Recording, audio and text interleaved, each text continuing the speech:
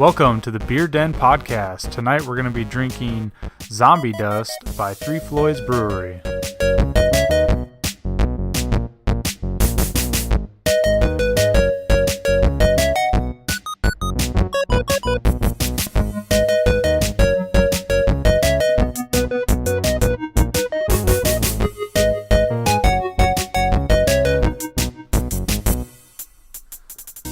What is up, everybody? Welcome back to another episode of the Beer Den. My name is Ethan Hoopy. And I'm Michael LaRoe.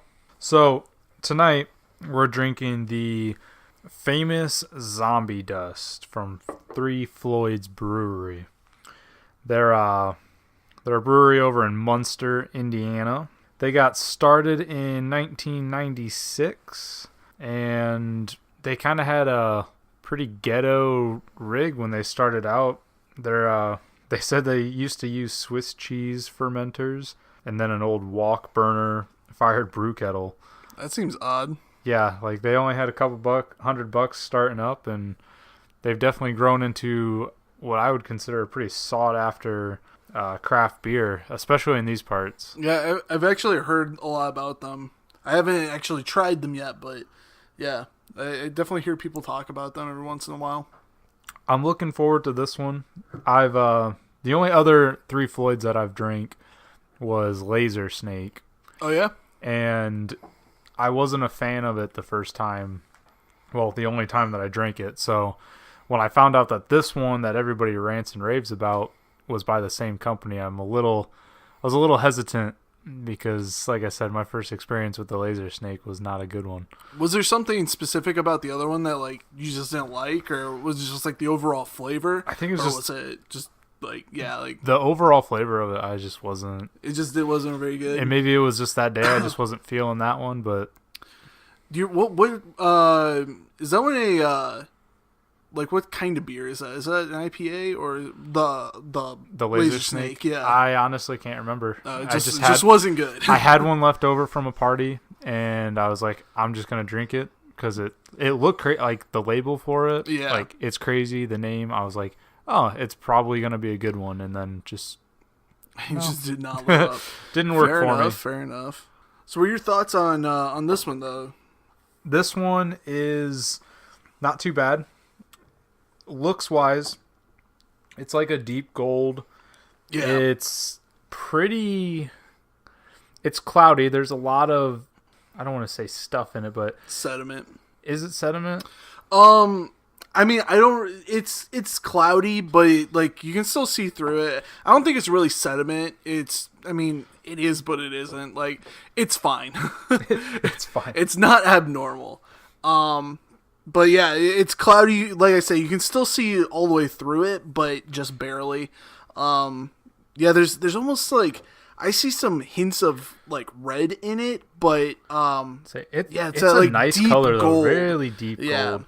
Has good lacing too. Like the head on it poured really nicely, and then it really sticks to the side of the glass for sure. Aroma wise, there's like a subtle citrusy. I get more of a resiny smell to it. What I was feeling from it was very herbal, very earthy. It's really strong. Like the first time I smelt it, it like woke me up a little bit. It's definitely not a subtle smell. If you ever get it, you'll definitely you'll notice that first. Is just the smell hits you. For as hoppy as it claims to be, it's not overly bitter. Yeah, no. It actually is, because I don't think it's very dry either. Like, it's actually a pretty refreshing drink. Usually bitter beers, like, are really dry and, like, they're not very fun to drink. At least for me, I think that's something that a lot of other people do enjoy, but yeah, this one's actually a very mellow drink. It's strong, but easy to drink, if that makes sense. I think most of the bitterness, at least for me, it comes on the tail end of it.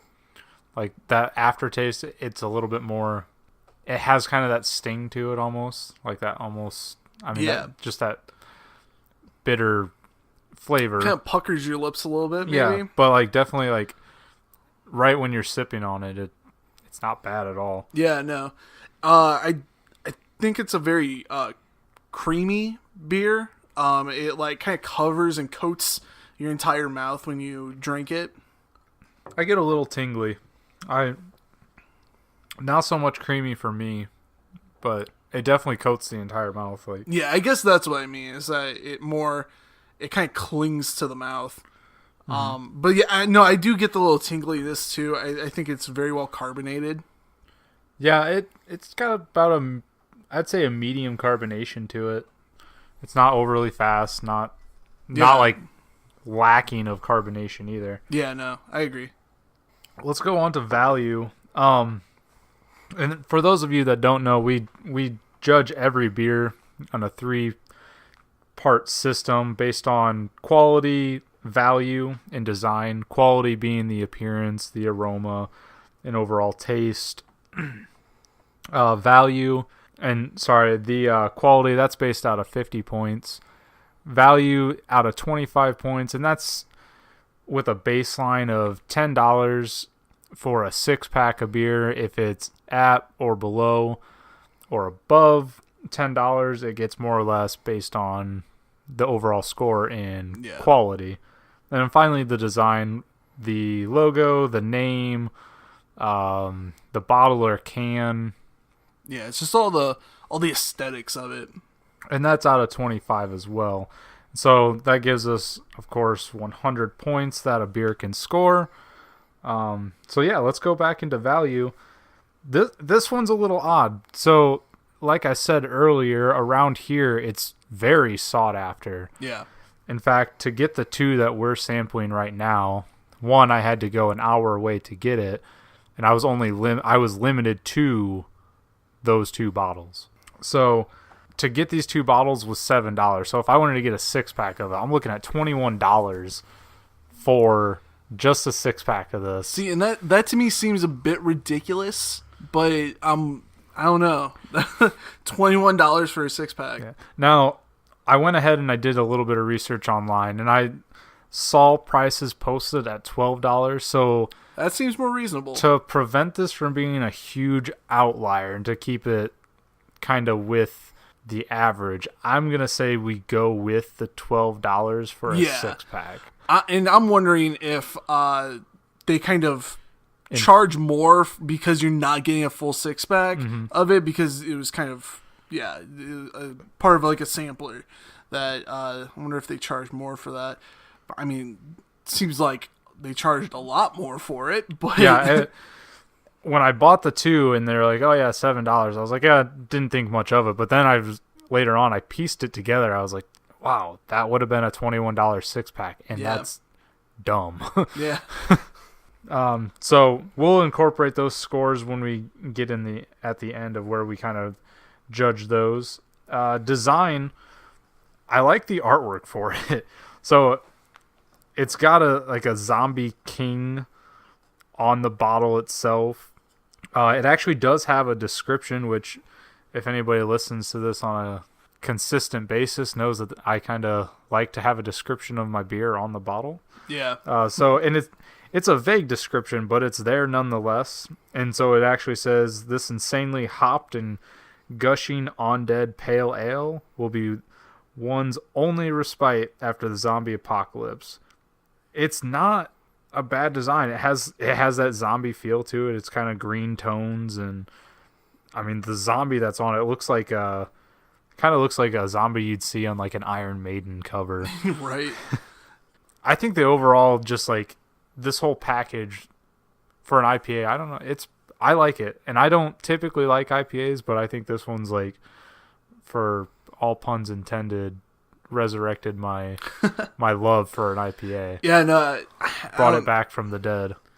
Yeah, like the design on the label and everything, it just like it looks really cool. Yeah, it's a cool design. It has like a metallic kind of look to it, which I don't know why. It's like it's just I'm really liking it, but they actually credit the artist too. So that's nice. If you look in the description there, it actually says art by Tim Seeley. That's pretty awesome that they actually like not only do they have a cool label, but then they credit the artist that. Honestly, I don't know if I've ever seen that on another one that we've reviewed so far. I haven't. Yeah, I don't think so. So that's awesome. Yeah, because when you have somebody who puts like some really good art on their stuff, it's like you want to know who made that. But yeah, no, I really like it. I think it I don't know, it resonates with like the hoppy flavors and everything. Just kind of the whole zombie vibe, I guess. Really like it. So I guess do you have a total then for everything? So value is kind of where I'm stuck at because it is an expensive beer. Yeah. Even at the 12 whatever. But I score it higher than I score it higher in value. So I think we kind of broke down value into kind of like categories, and I think I'm just going to give it the top of good taste but over $10 and give it a 15. Okay. The design, the bottle. Now, it does just have the one label, and I like to see a label on the main body but also on the neck. But in terms of the artwork that's on it, it does have a brief description. One thing that it is lacking is it doesn't actually have the alcohol content on the bottle. For anybody that's curious, and I think there's some discrepancy online from what I was reading, but what I found is that it is a 6.4%. Oh, that's not bad. IPA. IPAs are generally higher anyways, but yeah, like 6.4, that'll do ya. I think I'm going to give it a 20 on the design. All right. I think that's fair. I think I'm right around there too. On quality, I'm going to give it a 42, especially for an IPA. Like, in the past, the IPAs that I've tried have just been overly bitter. Yeah. And this one, it struck a really good balance for me. So, overall, I'm rating this one at a 77. That's actually not bad. Yeah, I would have thought that for an IPA that you would have gone a bit lower, but no, it's actually really good. It would have scored higher for me had it not been so expensive. Yeah. Because I felt like I was kind of locked at having to give it a 15 just because it was $12 a six-pack. Yeah.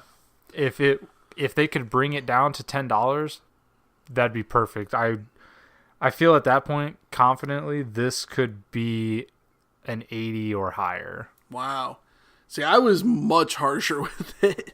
Like, yeah, my quality, I am not a IPA fan. I respect IPAs. Like, I get, like, why people like them. There's a ton of flavor there.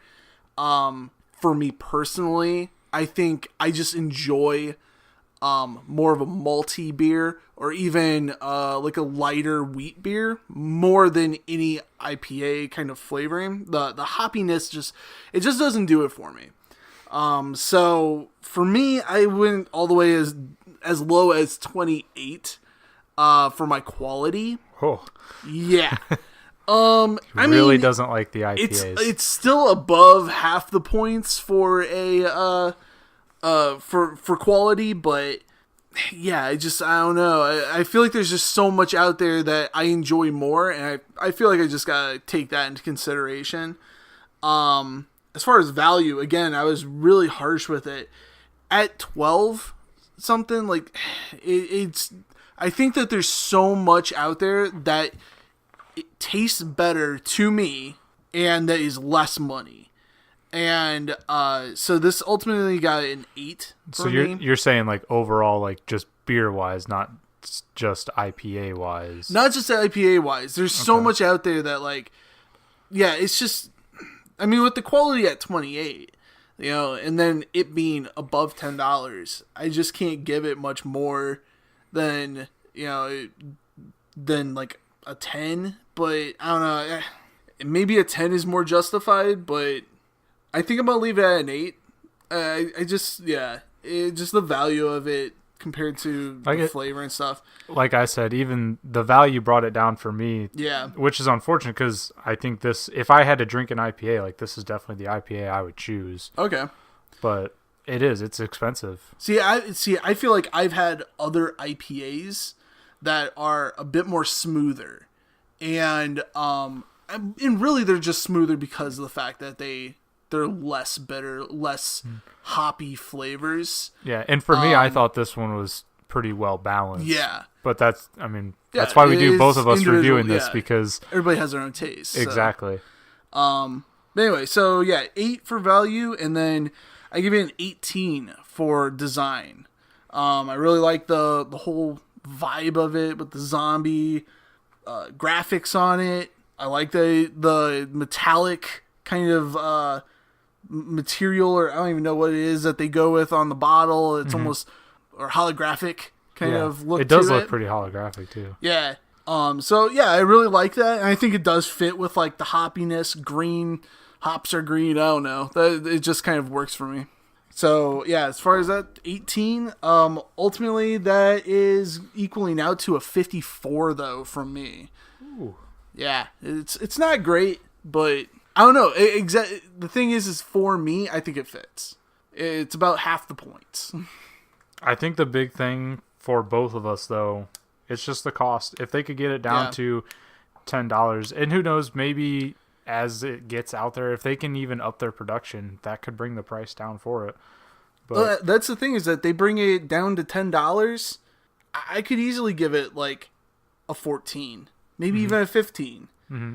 And you know what's that going to bring it up to? That's I don't have. You're looking at like 60, like 62 or something. I don't know. Yeah, okay. So you're low 60s at that point, right? And like, and that would probably put it average in about the 70s. So yeah, okay. So that fits. But yeah, it's just that price. Can't go for it. So overall, for Three Floyds Zombie Dust IPA, we have it at a 65.5 out of 100. There you go. All right, that's the show. Look for us on YouTube, SoundCloud, Twitter, Instagram, Facebook, and Patreon, where we'll be posting each week. Like, comment, and subscribe, and we'll see you next week in the Beer Den.